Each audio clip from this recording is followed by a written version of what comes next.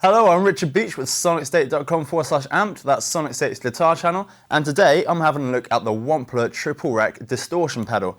Now, this is supposed to be like an amp in a box, and sometimes when you get an amp in a box, what it really means is a shed load of fuzz in a box. So what we're going to do is basically have a look at the Triple Rec and see if it passes that test of actually sounding like an amp in a box. Now, I can tell you this pedal is so heavy that it actually can't be lifted by a human being. And it's so heavy that lead, iron and steel called up and told us that they were relinquishing their status as metals. So the measure of any distortion pedal, in my opinion, is the sound it makes, first of all, when you put it from E into drop D. So let's just see what it sounds like on a crazy setting. So here we go. As you can see on the control panel, I've got the gain pretty much all the way up. I'm on the brutal voicing, which I'll explain later.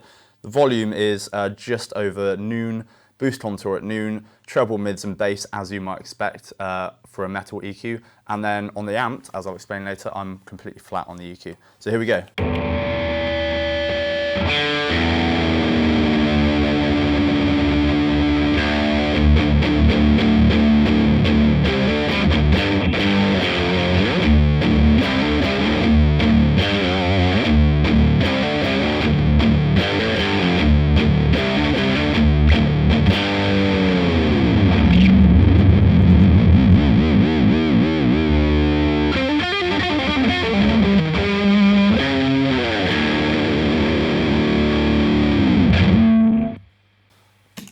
So, lots of distortion, but now let's actually go through the front panel. I'll show you what each control does, and I'll give you a better idea about what the pedal is capable of. So, as I said, the Triple Rec is a heavy distortion pedal. I was joking when I said that it's so heavy you can't pick it up. You actually can. But it's, as the name might suggest, this is supposed to sound like those high-end American-style distortion amps that you might get from Mesa Boogie, or you might get from PV, like 5150, and it can't, you know, it does that job well. It's got a lot of distortion in it. So let's look at the front panel. First of all, we've got these two voicings, hard and brutal. Hard is more of a 70s style distortion, maybe early 80s, a hard rock sound basically. And brutal is so brutal that if I was to stand in front of the speaker cone whilst on that setting, it would break my rib cage. So that's your more modern tone, a much more modern metal sound. And then you've got your gain here. That is, as you might expect, and volume as well speaks for itself. And then you've got this 3-band EQ, bass, mids and treble. Bass is really, really responsive. You can get a lot of low end out of that. The same with the treble, and then you've got a boost contour as well. So when you're activating this part of the pedal here, and what the boost does, it gives you another clean boost just to push your distortion that little bit further, and the boost contour affects the mid frequencies when you're in boost mode. So what I'm playing today is our Taylor custom solid body electric guitar. I've chosen this because it has single coils in it, so I think a good test of how heavy this pedal can be will be the single coils. And then we've also got a Gretsch with a pair of humbuckers on there, the Filtertron, so that we can make it a bit heavier if we need to. And also we've got a fairly clean amp as well on a clean setting, the Vox Bruno. This wouldn't be the normal pairing, but there's no point us using an amp that is renowned for a heavy tone if we're testing a pedal that is supposed to give a heavy tone, so we might as well try it on a clean amp. So yeah, there we go, and we're basically just miking that up through the SE Electronics Voodoo VR1 ribbon mic, as usual. Let's start with something on the hard channel. Never thought I'd say that. And we'll go with a sort of 70s distortion sound, just to see what it can do. So this is not heavy, but it's kind of a good amount of distortion, so here we go.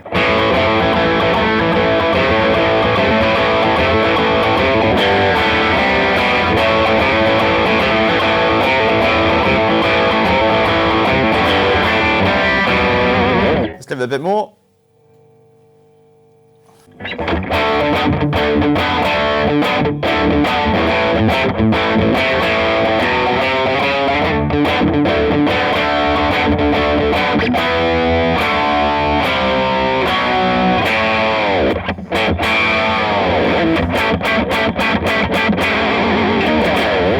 So I really like that tone. I think it's a really authentic, really, really good 70s distortion tone. It makes me feel like I want to play more, which is always the sign of a good pedal. And let's kind of go as heavy as we can on hard and kick in a little bit of a boost as well so we can see what it sounds like on a lead sound. I've got the gain all the way up, as you can see. I've reeled off the bass a bit because the bass on this is really powerful. I've whacked up the treble and the mids for that kind of authentic classic tone. And the boost, which I will be kicking in, you can see the contour is at about 2 o'clock, and I'll play with that a little bit as well to show you what that can do. So first of all, let's play without boost.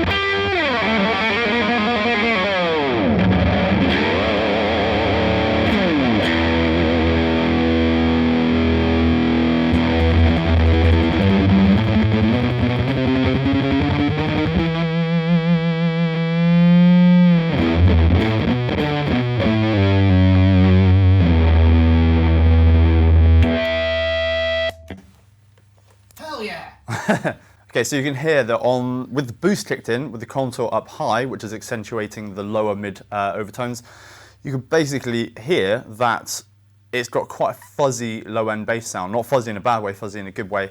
You can get loads of really cool distortion sounds with that. But personally, if I was doing a solo, I have the boost contour down and I'd accentuate the opposite end of the spectrum there in terms of EQ. And I think that had a really nice tone on that as well. The boost is probably a bit too crazy when you've got the gain the full way up for rhythm tones, because it just kind of any pause you have in the middle of a song, you're going to go wah! So yeah, that's probably not the best for rhythm, but for lead it's absolutely crazy. It sounds amazing. So now we're going to try the brutal tone, and we're going to see how that sounds. So I'll flick it over, and I'm just going to change the mids slightly here.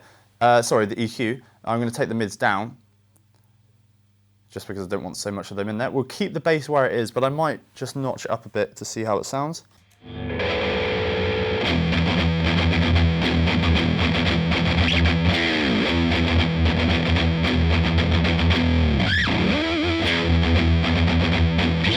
Up again. Right, start again.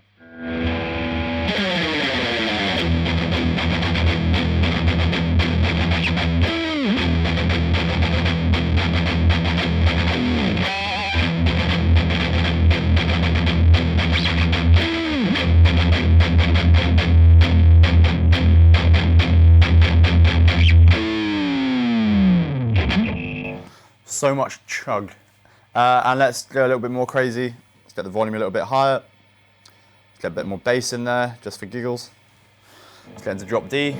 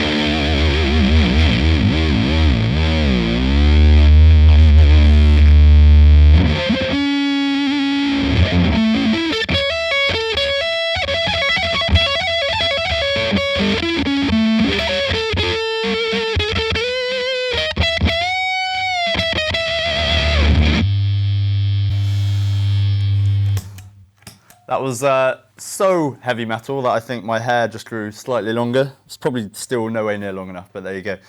So at points there's so much distortion that being this close to the amp is kind of uncontrollable. I do really want to plug my Gretsch in and see what it sounds like with that extra stupid little bit of signal going into it and clipping it even further. So let's see what happens.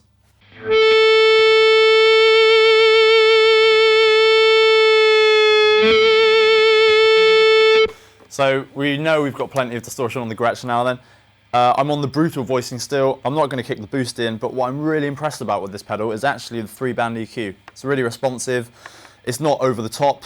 It's basically just a really, really well thought out EQ system, and I think that that is so important in a pedal, especially if you're using a pedal as an amp in a box. So here we go.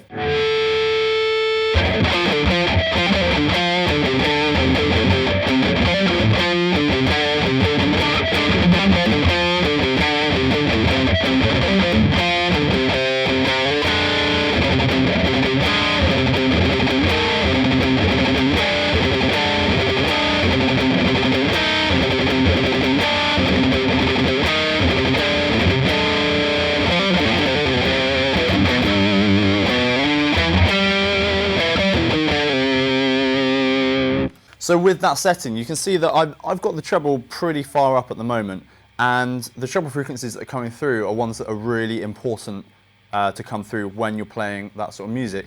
You want a really nice sort of feedback that you can get from the high treble response. If I kick my guitar in now,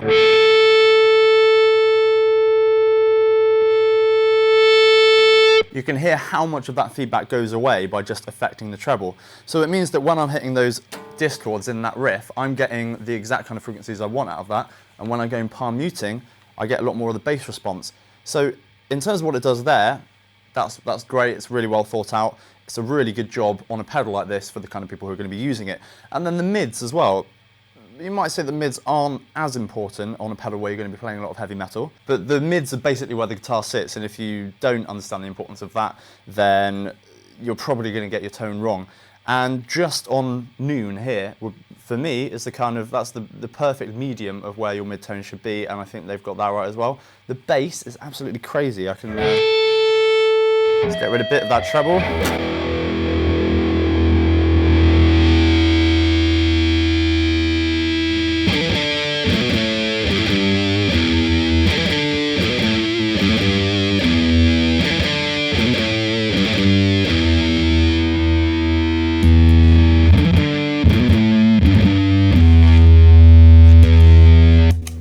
When I kick the bass in, the boost, it almost kind of turns it into a fuzz pedal. You get that really nice, low, clippy fuzz sound. And when I'm not on the boost, and I wouldn't be having a lot of bass on the boost section anyway, you get that really, really nice, rounded, low end, where everything sits tight on the top as well, and that's what you want for metal, because the playing is sometimes so thrashy that if you've got an amp sound that is just completely wild, then your playing is going to sound really messy. So this helps you keep your playing tight, and it helps you keep it clean as well, in a playing sense, not in a sound sense.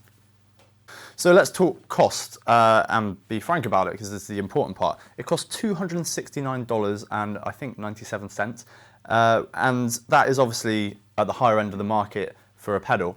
And there are pedals in competition with this that are cheaper. There's no denying that. But I think if you're looking at a pedal that is designed to respond as an amp would, and maybe designed to be a replacement for the gain on your amplifier, then that's really not an unreasonable amount of money to spend on something like that. And without naming any other names in competition with this pedal, I think that this is actually the best I've heard at emulating those sort of PV5150 sounds and the sound of a Mesa Boogie Triple Rec. I've actually had the pleasure of playing quite often recently with a PV5150, and I get a really similar feeling when I play this to when I play the 5150. That feeling is usually an odd combination of dread and wonderment. So there we go. The thing I really like is the 3-band EQ, really responsive, as it would be on an amp. You've got to get that right if this is designed to respond like an amp, and it does. And I'm really impressed by that. I can't actually overemphasize that enough. The boost contour can give you some really, really mental sounds. I would only use it kind of reeled back a little bit and use it for kind of lead stuff. But anybody who's into stuff that's a bit kind of heavier than I am, then you might want to use that reeled up a bit and whack the boost on for some rhythm sounds. I wouldn't recommend it myself, but if that's what floats your boat, then go for it. And then, yeah, the gain and the volume, just they respond as you would expect them to respond on a pedal like this. The two voicings, the hard and the brutal, mean that what you essentially get is two pedals. They're two very, very different sounds, and I really like that. It gives you a choice, and it's like kind of having a dual channel amplifier, like two distortion channels on an amp, which is really cool. The hard is probably something I would use more than the brutal, just because that's the sort of music I play. But if you are into that really heavy music and you want a tight sound that keeps the bottom end tight and the high end tight, then the brutal would be for you. So yeah, generally all around, great pedal. The only drawback I can think of is that it did break my ribs when I was sound checking with it earlier on. So I'm going to play out on the heaviest possible setting I think I can find.